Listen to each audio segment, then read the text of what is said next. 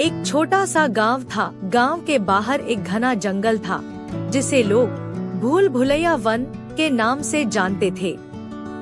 यह जंगल रहस्यों से भरा हुआ था।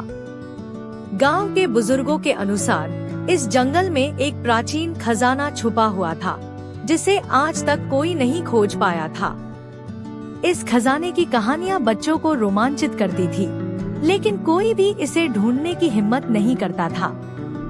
रवि, गांव का एक निडर लड़का, हमेशा से इस खजाने को खोजने का सपना देखता था। एक दिन उसने ठान लिया कि वह इस जंगल के रहस्य को सुलझाएगा और खजाना ढूंढ निकालेगा। उसने अपने दोस्तों सोनू और मोहन को भी इस साहसिक यात्रा पर चलने के लिए मना लिया।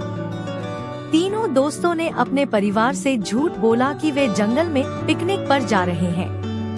उन्होंने खाने पीने का सामान, टॉर्च, रस्सियां और एक नक्शा लिया जो रवि ने पुरानी किताबों में से ढूंढा था। वे तीनों सुबह सुबह जंगल की ओर निकल पड़े। जंगल में प्रवेश करते ही वे महसूस करने लगे कि यह जगह सचमुच रहस्यमयी है। हर ओर ऊंचे ऊंचे पेड़, झाड़ियां और अनजान आवाजें थी।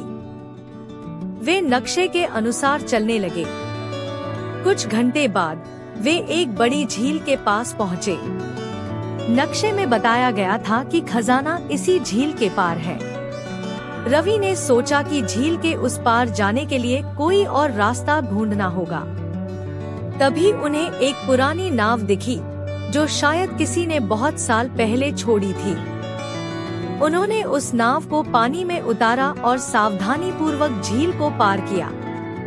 झील के उस पार पहुंचते ही उन्हें एक गुफा दिखाई दी। गुफा के द्वार पर एक प्राचीन भाषा में कुछ लिखा हुआ था।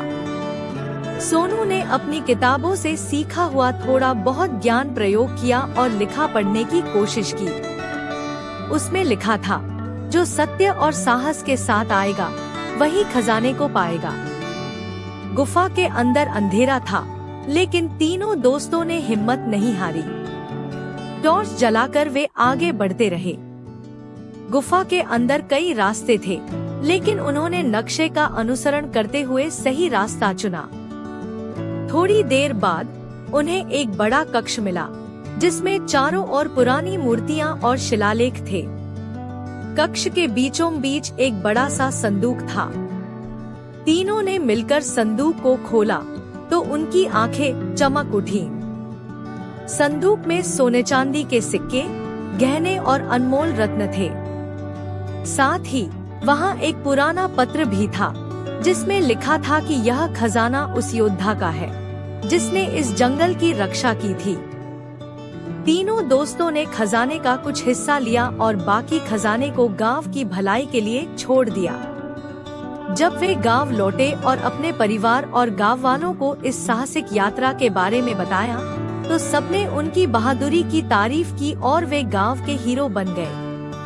इस प्रकार रवि, सोनू और मोहन ने न केवल खजाने को खोजा बल्कि अपने गांव की किस्मत भी बदल दी। उनके इस साहसिक कारनामे की कहानी हर किसी के दिलों में बस गई और वे हमेशा के लिए याद किए जाने लगे।